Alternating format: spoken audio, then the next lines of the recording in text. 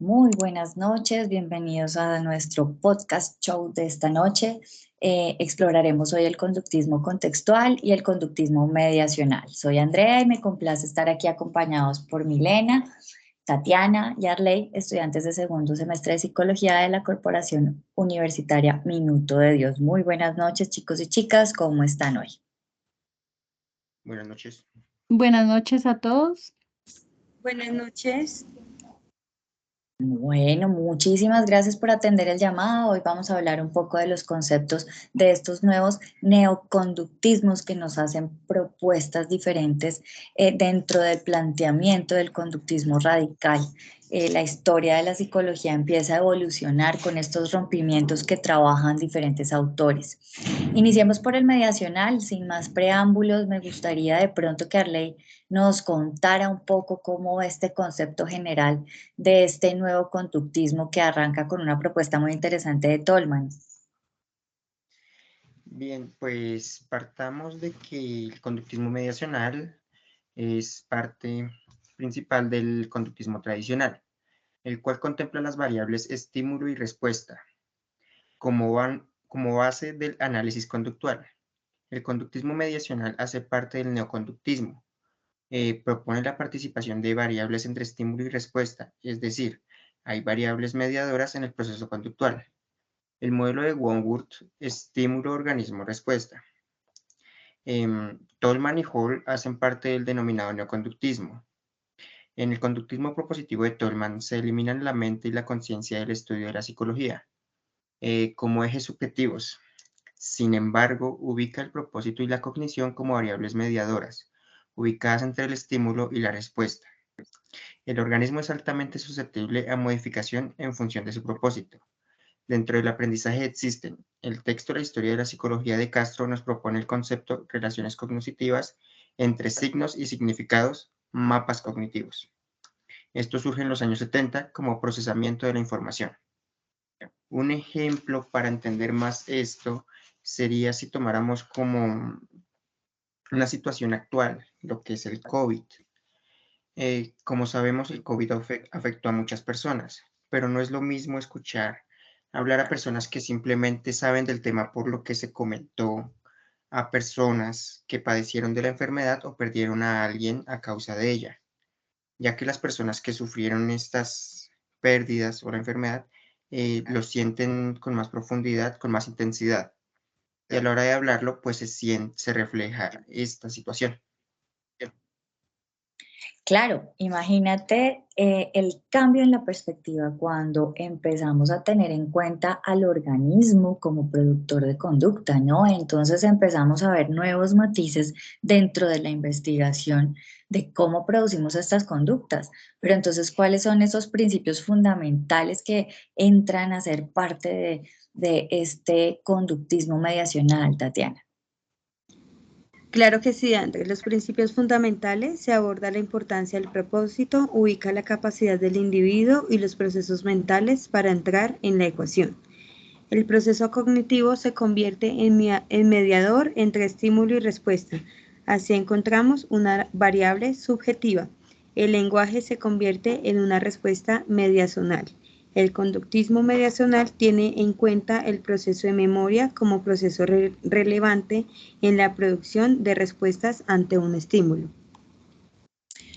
Precisamente, empieza a trabajar toda la parte cognitiva, empezamos a hablar de memoria, de proceso, de subjetividad. Definitivamente es un tema que crea ruptura. Entramos a hablar, por ejemplo, de Osgood, de Piaget, de Auswell, tres autores que proponen teorías. Osgood tenemos la teoría del diferencial semántico. Oswell propone la teoría del aprendizaje significativo, por ejemplo, en donde el elemento principal es la instrucción, y en sí los tres abordan el proceso cognitivo mediando estos sucesos y el significado real. Y desde allí empezamos a encontrar los dos modelos que vamos a trabajar hoy, el modelo de comportamiento encubierto, en donde se incluyen las respuestas encubiertas y los estímulos encubiertos. Aquí, por ejemplo, empezamos a revisar cómo las imágenes, la memoria, las sensaciones son estímulos, respuestas y consecuencias encubiertas. Antes no las teníamos en cuenta.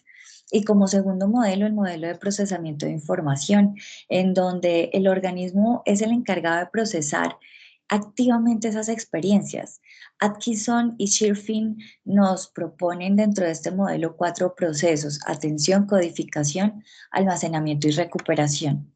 Pero entremos a revisar en la práctica cómo entra este modelo a hablar en la forma de intervención de las conductas problema, Milena. Sí, André. Las terapias mediacionales se enfocan en cambiar los procesos cognitivos internos, aquellos como creencias, pensamientos y percepciones, y se aplica principalmente en conductas relacionadas con las fobias, la ansiedad y el estrés. A continuación, una de las ventajas y es que estas terapias proporcionan una comprensión integral del comportamiento al considerar los procesos cognitivos subyacentes, lo que puede llevar a soluciones más profundas y duraderas.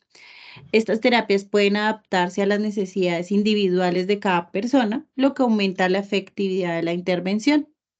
Al abordar procesos cognitivos internos, las terapias mediacionales buscan mejorar la calidad de vida de las personas al ayudarles a superar problemas como la ansiedad y el estrés.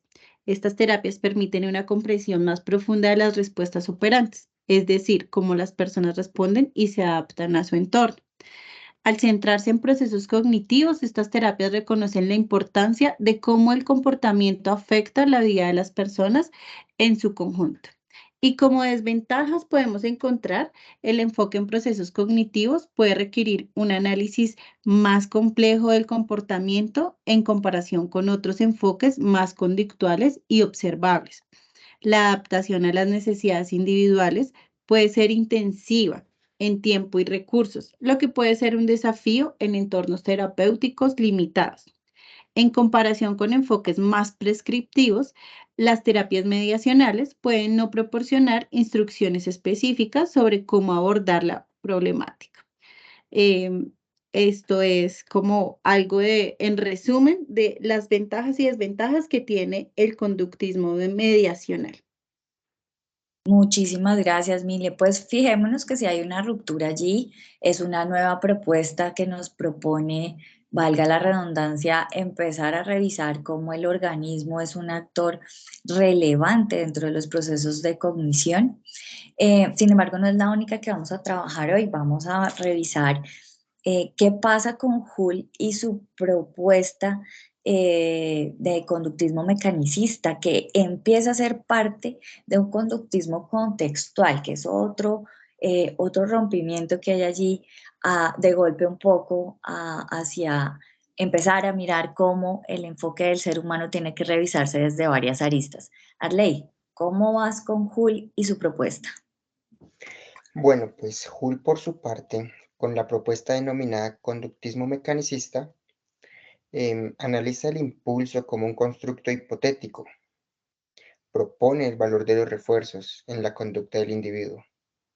Los propósitos influyen directamente en la conducta, mediando entre estímulo y respuesta, impulsos primarios y secundarios.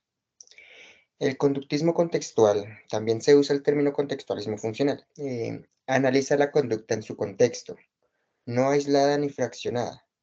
Concibe que la persona es un todo que está en contraste, interacción con el contexto. Fíjate que empezamos a revisar cómo el individuo hace parte de un todo, ¿verdad? Y cómo ese todo también puede ser modificado por el individuo. Para esta parte, quiero comentarles, queridos oyentes, que usamos el artículo "¿Son contextuales las terapias contextuales?" de Raimundo González Terrazas. Eh, Aquí encontramos importante el significado de contexto como una forma distinta de llamarle al ambiente. En este punto, el autor realiza una comparación con el conductismo radical en cuanto a este como diferentes elementos del ambiente que pueden afectar el comportamiento de un organismo. Aquí nos propone que de golpe ese conductismo radical ya era un conductismo contextual. Sin embargo, no habían propuesto como tal la intervención del contexto dentro de ese individuo y de ese individuo sobre el contexto. Me gustaría que revisáramos un poquito los principios generales de este conductismo contextual, Tatiana. Claro que sí. Los principios generales, según el conductismo radical, puede responder a un conductismo contextual si se tienen la gama completa de estímulos, estereoceptivos, propioceptivos, interoceptivos, con los conceptos de estímulos situacionales, operaciones motivadoras, discriminación condicional, discriminación contextual. El conductismo radical, visto desde esta perspectiva, usa la información contextual para explicar cómo un organismo ha aprendido a responder de manera determinada a determinados estímulos. Este artículo concluye que el contextualismo funcional tiene su base en el conductismo radical.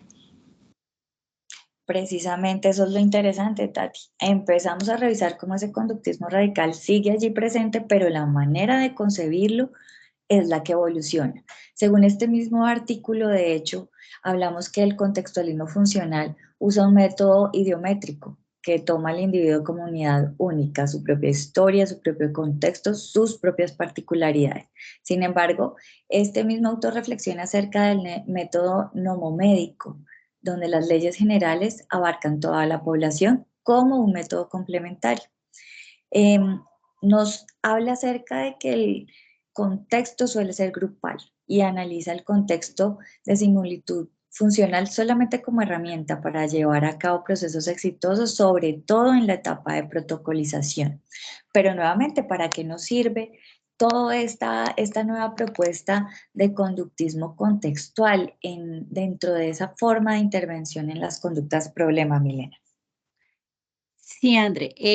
La terapia contextual se enfoca en modificar el entorno y las variables de reforzamiento para cambiar la conducta. Una de las ventajas de esta terapia se considera los factores internos que influyen en la conducta, lo que puede llevar a soluciones más profundas y duraderas. Pueden mejorar la capacidad de aprender y regular el propio comportamiento, lo que es beneficioso en el ámbito educativo y en el desarrollo de habilidades. Son útiles en entornos educativos para promover el aprendizaje efectivo y la autorregulación.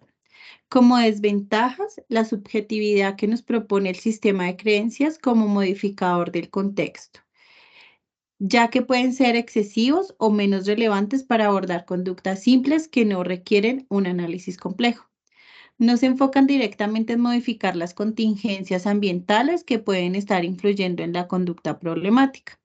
Requieren un enfoque más centrado en los procesos cognitivos, lo que puede ser menos apropiado para situaciones donde la conducta se puede entender y modificar más fácilmente desde una perspectiva conductual. En resumen, estas terapias contextuales se centran en cambiar el entorno y las variables del reforzamiento para modificar la conducta, abordando aspectos internos y promoviendo la autorregulación y el aprendizaje. Sin embargo, pueden ser menos adecuadas para conductas simples y no abordan directamente las contingencias ambientales. Además, requieren un enfoque más orientado hacia los procesos cognitivos. Entendiendo estos procesos, le doy paso a Tatis, que nos va a generar unas pequeñas conclusiones sobre los dos conductismos, contextual y mediacional. Claro que sí, Mile. Los conductismos mediacional y contextual hacen parte de los neoconductismos que proponen la evolución del conductismo radical. El conductismo mediacional nos propone una ecuación estímulo-organismo y respuesta, donde el proceso cognitivo y la memoria entran a ser parte integral de la ecuación. Por su parte, el conductismo contextual propone la incorporación de los elementos contextuales como factores determinantes en la producción de conductas, en las soluciones terapéuticas. Y como cierre y para finalizar nuestro podcast con nuestros compañeros, queremos dar como en conclusión que el conductismo contextual y el conductismo mediacional aportan una perspectiva objetiva y científica al estudio de la psicología, centrándose en la observación y medición del comportamiento humano. Estas corrientes han contribuido al desarrollo de técnicas de modificaciones de conducta y terapias eficaces para tratar diversos trastornos psicológicos. Con esto queremos cerrar nuestro podcast y damos las gracias a la profe para presentando nuestro trabajo. Muchas gracias a todos por escucharnos y esperamos volvernos a ver en otra oportunidad. Muchas gracias, compañeros.